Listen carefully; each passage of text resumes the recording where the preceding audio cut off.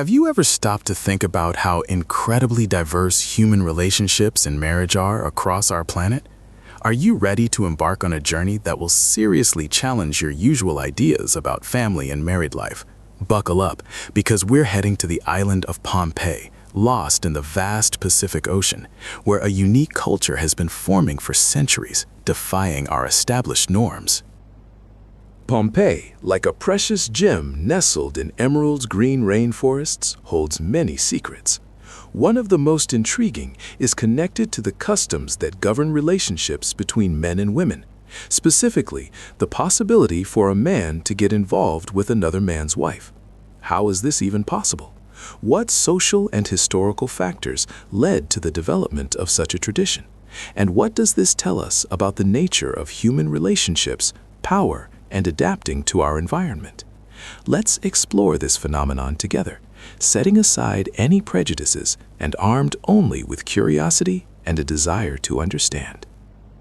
To grasp this custom, we need to dive into the context of Pohnpei's culture, examining its history, social structure, and value system. We'll look at how this custom works in practice, what consequences it has for everyone involved, and how it relates to other aspects of islanders' lives.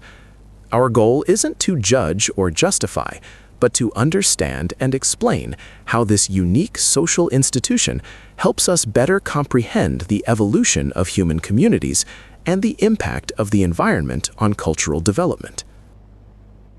Pohnpei's geography and history, shaping a unique culture. Pohnpei, one of the islands in the Federated States of Micronesia, is located in the western Pacific Ocean. This volcanic island, surrounded by coral reefs, is breathtaking with its beauty and diverse landscapes. Here, you can find dense tropical forests, majestic mountains, fertile valleys, and picturesque waterfalls. Pohnpei's history spans millennia. The first settlers likely arrived from Southeast Asia, bringing their traditions and customs with them. Over centuries, a complex society formed on the island with a developed system of governance and social hierarchy. At the pinnacle of this hierarchy were chiefs who held immense power and influence. One of Pohnpei's most famous landmarks is Nan Madol, an ancient city built on artificial islands connected by canals. This mysterious city, dating back to around the year 1200 AD, is a testament to the high level of civilization that once existed on the island. Nan Madol was Pohnpei's political and religious center, a place where chiefs and priests lived and where important ceremonies and rituals were held. In the 16th century, European explorers arrived on Pohnpei, significantly impacting the islanders' culture and lives. The Spanish, Germans, and Japanese controlled the island in turn, introducing their own customs and laws. After World War II, Pohnpei became part of the Trust Territory of the Pacific Islands, administered by the United States. In 1986, the Federated States of Micronesia, including Pohnpei, gained independence. Pohnpei's history, full of ups and downs, wars and peace, and interactions with other cultures, has profoundly shaped the unique customs and traditions that exist on the island. Pohnpei's social structure, the role and status of women. Pohnpei society was traditionally organized hierarchically, where social status was determined by lineage, land ownership, and participation in ceremonies and rituals. Clans and families, bound by kinship and mutual support, played an important role in the social structure. Women in Pohnpei have always enjoyed a certain respect and held significant importance in societal life. They were involved in farming, weaving, raising children, and participated in various ceremonies and rituals. Women could also own land and pass it down through inheritance. However, despite their important roles, women did not possess the same power and influence as men. Pohnpei society had a clear division of labor and social roles between men and women. Men were engaged in fishing, building houses and boats, participating in warfare, and managing the community. Women, in turn, were responsible for household management, raising children, and maintaining the family hearth. Marriage in Pompeii was traditionally viewed as a union of two families, not just two individuals. Marriages were often arranged by parents, aiming to strengthen social ties and ensure the family's economic well-being. Divorce in Pompeii was a relatively straightforward matter and could be initiated by either a man or a woman. The custom of wife borrowing, social adaptations, and cultural evolution. Now we arrive at the most intriguing aspect of our topic, the custom that allowed a man to become involved with another man's wife. It's important to emphasize that this custom was not universally practiced on Pompeii and wasn't observed by all members of society. It was more of a unique social adaptation that existed within specific social groups and contexts. This custom was typically associated with high social status and power. Chiefs and other influential men could borrow wives from their subordinates, which was seen as a display of their authority and privileges. In some instances, it might have been linked to the desire to strengthen political alliances and social bonds between different clans and families. But don't think this custom was strictly one-sided and forced. In some cases, women might voluntarily enter relationships with men of higher social standing, hoping to improve their own situation and that of their families.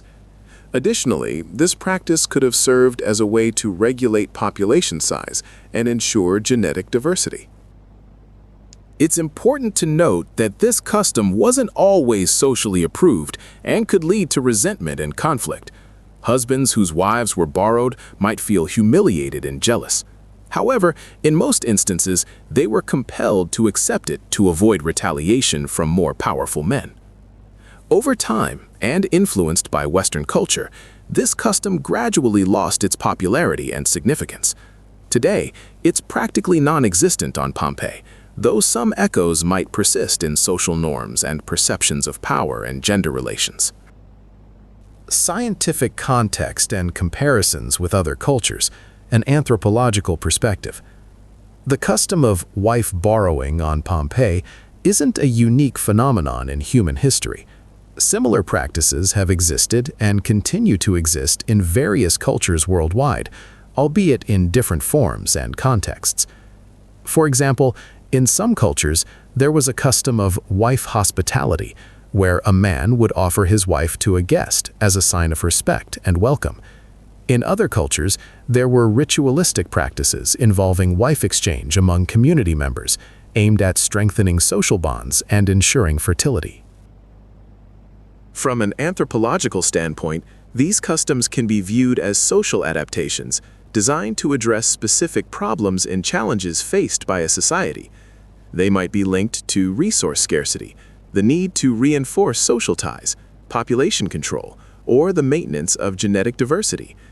It's crucial to understand that these customs are neither inherently good nor bad. They simply reflect the specific historical, social, and environmental conditions under which a particular culture developed. The evolution of marriage traditions, from past to future. Marriage traditions and customs related to relationships between men and women are constantly changing and evolving, influenced by various factors, such as economic shifts, political events, technological advancements, and cultural exchanges. On Pompeii, as in many other parts of the world, traditional marriage customs are gradually giving way to modern forms of relationships based on love, mutual respect, and equality. Western culture, globalization, and technological development are increasingly impacting the lives of islanders, altering their perceptions of family, marriage, and gender rules. However, despite these changes, it's important to remember and respect the past, preserving the cultural heritage and traditions that have been shaped over centuries. Studying these traditions helps us better understand ourselves, our history, and our place in the world. Conclusion: lessons from Pompeii and horizons of understanding. Your journey into the customs of Pompeii might have left you with mixed feelings, from surprise and bewilderment to understanding and even empathy. But hopefully, it has also prompted you to reflect on just how diverse and complex human relationships are, and how vital it is to approach the study of other cultures with an open heart and mind. The custom of wife borrowing on Pompeii, however strange and unfamiliar it may seem at first glance, offers a unique example of social adaptation that helps us better comprehend the evolution of human communities and the influence of the environment on cultural development. Exploring such phenomena allows us to broaden our horizons, reconsider our own views of the world and ourselves, and become more tolerant and understanding towards other cultures and peoples. Ultimately, understanding the diversity of human cultures and traditions is key to building a more just, peaceful, and harmonious world, where every individual has the right to respect and dignity, regardless of their background, beliefs, or way of life. So, let's continue our journey into the world of knowledge and discovery, asking questions, seeking answers, and striving for understanding. For in this lies the very essence of human progress and development.